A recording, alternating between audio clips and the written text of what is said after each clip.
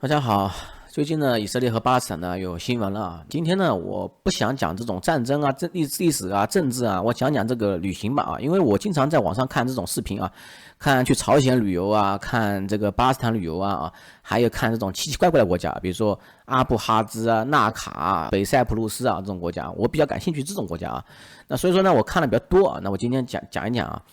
比如说巴勒斯坦嘛，巴勒斯坦的话，这次的话不是哈马斯主角嘛？哈马斯在哪里呢？就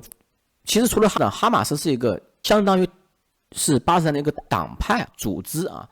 那其实还有一个组织啊，叫法塔赫啊。法塔赫呢是支持和平的啊，法塔赫呢大部分势力在约旦河西岸啊。那首先的话，巴勒斯坦的话，它其实目前来说的话，它是两部分组成啊，一部分的话是在加沙靠近海边，还有一部分的话在以色列跟约旦的中间，叫约旦河西岸啊，英语叫 West Bank 啊，西部银行哈。有些人看的话，可能看成了西部银行啊。那所以说呢，约旦河西岸的话，基本上啊，大部分人去以色列旅游，去巴勒斯坦的话啊，都是去约旦河西岸的啊。如果说你去以色列旅游，去加沙的危险因素啊，非常非常大啊，因为呢，本身那个边境就是经常冲突不断嘛。哈马斯呢是激进组织啊，法塔赫呢是比较愿意谈判、愿意和平的组织，那所以说不太一样啊。而且加沙的地方呢还特别奇怪啊，为什么奇怪呢？你看那地图上啊，这么小一块地方，它有365平方公里吧，香港是1000平方公里，那么等于说0.3个香港啊。它人口多少呢？人口200多万人啊，200多万人啊，具体多少不知道啊。那这样一比较的话，它的人口密度啊跟香港相当了啊，而且呢，它跟周边的这个以色列啊关系也不好啊，经常还冲突，那肯定有战略缓冲区嘛，所以说人口密度非常大啊，再被赶到海里去了要啊。那下面的话，它跟那个埃及接壤啊，我也看到有人说啊，网上有一个博主啊，小红书里面看到一个博主啊，他去过加沙啊。他说加沙每天只有出来200个人啊，一个口岸啊，200个人，你因为务工原因才可以离开加沙啊，所以说这个加沙这地方啊，基本上相当于被世界给遗忘了啊，这地方非常封闭啊，相当于说是比那个朝鲜还封闭吧？那朝鲜一天口岸进进出出还不止这些人呢，对不对？那还有一个就是网上有一个很有名的博主啊，我不知道大家有没有看过他的影片啊，他是经常去世界上各个奇怪地方去旅行的，也来过中国啊。叫纳斯戴利的话，他就是以色列人，但他不是犹太人，他是巴勒斯坦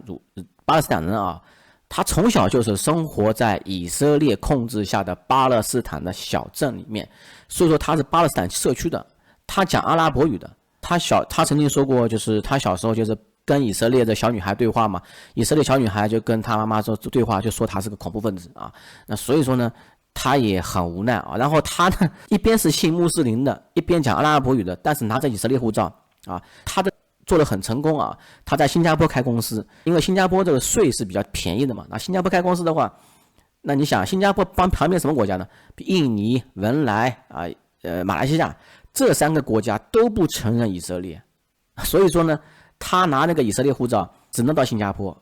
旁边那个马来西亚都不能去。他说他的员工啊，周5、周6放假了啊，可以去马来西亚玩玩啊，吃吃喝喝，他都不能去啊，他只能待在新加坡，他离不开新加坡，所以说很奇怪吧，对不对？那所以说呢，他最后呢去买了本什么加勒比海岛国的护照啊，拿着这本护照，终于走进了马来西亚。还有吧，其实类似于这样巴勒斯坦的国家啊，其实还有好多啊，尤其在高加索地区啊，我其实对这种国家特别感兴趣啊，比如说啊，北塞浦路斯啊，阿布哈兹。之前还有一个纳卡的地方啊，现在纳卡已经没有了。这几天新闻说，纳卡嘛叫卡拉巴赫啊，它是已经尘埃落定了啊。其实经常去中东一些群的里面的人啊，他们也经常在宣传嘛，说嘛，你去了纳卡之后呢，你就去不了阿塞拜疆了啊。你去的情况是有个先后顺序的，就跟以色列一样啊。你去了以色列之后啊，你再去什么一些阿拉伯国家，阿拉伯国家如果看到你这个护照上有这个章的话，基本上也不让你入境了啊。不过只能说部分阿拉伯国家，比如说像阿联酋、迪拜这种，估计关系不大啊，这种比较接轨了嘛。上一次我发了个朋友圈，我就说啊，我想去这些国家啊，有一个人说我神经病啊，去这种战乱国家啊。其实呢，我看一些比如说中东群里面的人啊，去过纳卡人啊，他们接触当地的老百姓啊，都是好好的啊，还住他们家里啊，就是照样过日子啊，然后也挺和善的啊。当然战乱是有，但是呢，他不是天天打仗啊，老百姓该过日子还是得过日子啊，还是得那个啊，耕地种菜放牛放羊啊。你看那个网上的视频啊，你看巴基斯坦那个枪声啊，突然听到那冒起像烟火啊，硝烟啊，那还得生产啊，还得干活啊，对不对？其实如果说作为一个东方面孔的啊，像我们东方面孔的去这种国家的话，问题不是非常大啊。为什么呢？我们第一个啊，宗教信仰跟他们也不冲突，跟他们也没有历史冲突啊，这种其实问题不是很大啊。还有一点吧，就是很多人不懂啊，国外有一个非常著名的图库网站啊，这个图库网站是可以你把这些照片上传上去啊，别人啊看到说要发布新闻啊，或者说商业引用啊，你看这些国家吧，比如说阿布哈兹纳卡这些国家，万一他又打仗了啊，这照片啊都能卖钱的啊，为什么呢？本身去这些国家的人都很少，这些素材特别少，所以变得尤其珍贵啊。尤其这种国外的媒体啊，基本上片的话都是有版权的嘛，他不得不去买啊。我看到过有人去阿布哈兹旅游把照片拍上去啊，我看到下载量还不错啊，而且很多人喜欢看啊。还有刚才说嘛，去了以色列再去阿拉伯国家就很难了，对不对啊？那这个情况的话，你可以另纸签啊，或者说他盖在别的纸上啊，这个也是可以的啊，就跟朝鲜一样啊。朝鲜的话，去朝鲜的话，既可以贴纸签，也可以团队旅游的话，它可以贴到这个团队上啊。那你的护照上是没有留痕迹的。那还有反过来的，比如说去了阿拉伯国家啊，你再去以色列啊，也可以去啊，但是会被审查啊，会被问的非常非常详细啊。我看到过有些人出入境的时候就会被问啊，我也听说过啊，好像在北京的机场吧，值机啊，比如说你去北京飞特拉维夫的航班，你值机的时候，人家就会问了啊，这个就有点像什么呢？像那个去美国的航班，你首先要提供一个美国的地址啊，住址在哪里？如果说你不提供这个住址的，你这飞机是没法值机的，它那个系统里面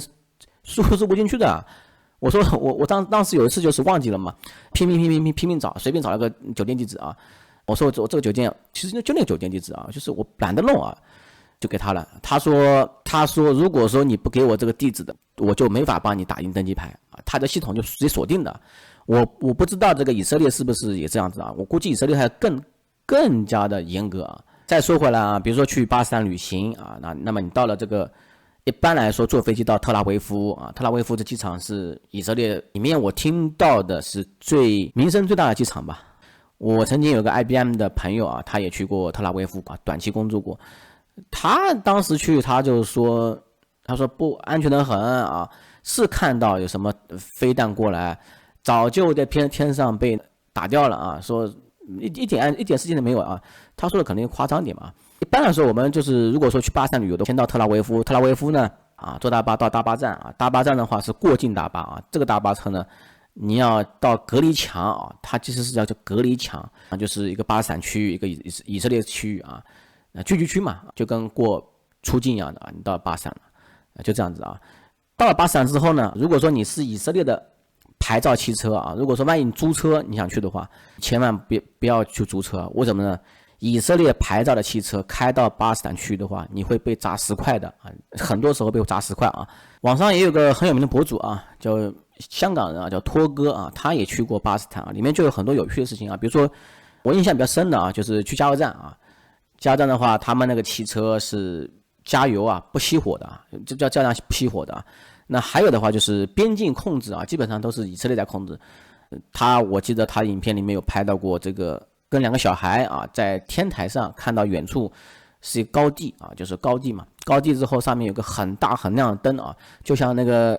抗战神剧里面那种探照灯一样的，就抓坏人的照探照灯一样的啊，防止被侵入啊，防止一些为了安全嘛，这种大的探照灯嘛。不过那个灯它不动啊，它就是很亮的灯。这个灯他说你大白灯地方啊，你就不能去啊，去的话直接可能就被干掉啊。而且那几个小孩跟他说的话是绝对的啊，保证的，是100%是发生的事情啊。然后呢，他说要去的话，只能有熟人开车带你去，警察查证过啊。他说那边的话是有警察的，有开车巡逻的。而且呢，以色列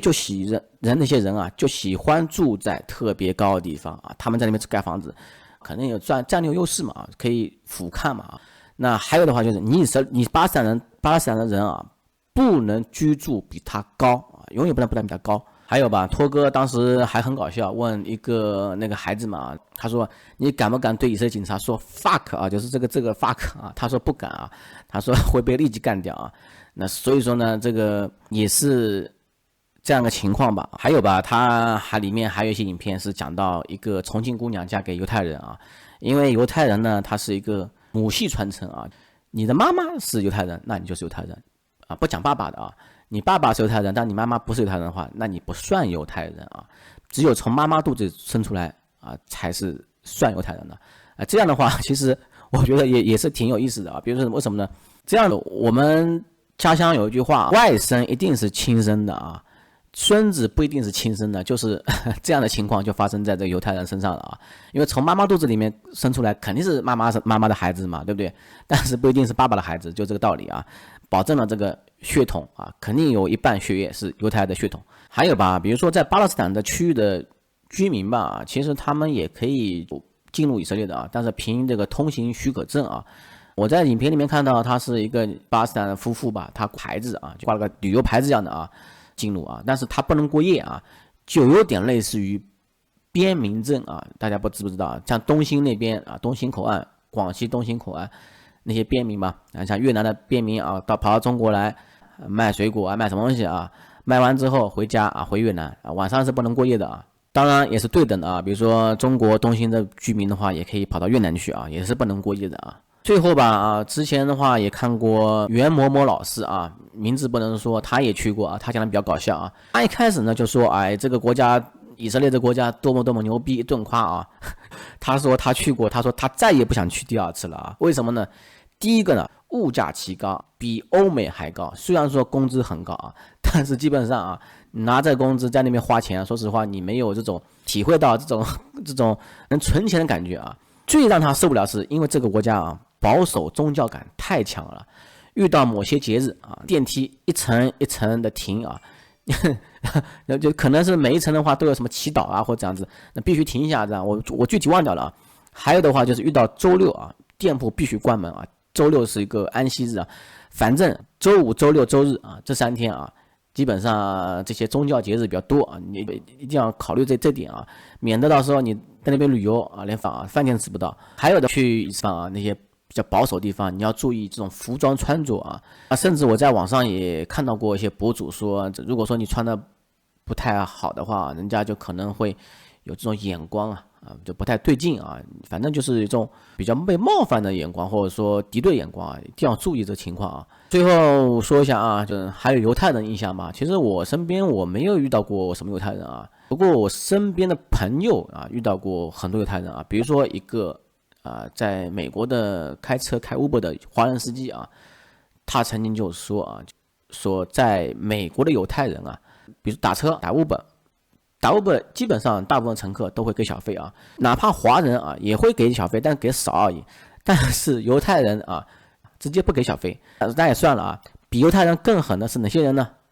是黑人啊，黑人呢不仅不给小费，还要把他付的车费还要回去啊，投诉，就这么简单。那我也看过美国一些博主的纪录片啊，那讲犹太的一些社区啊，极端保守社区，那他就是还有一些人就是在犹太的保守社区里面，甚至都排斥又使用21世纪这种电子科技产品啊，他们基本上都不碰手机的啊。还有一部纪录片是讲犹太人钱为什么那么多啊，他们这样子的啊，他们就是很多时候呢，钱呢从其他族群身上赚来的钱呢，他不花出去啊，他只花给自己的犹太社区里面啊，所以说导致他们钱是不断往这个池子进水不出水啊，只进水不出水。那以上的话就是大概我知道一些这种关于事实吧。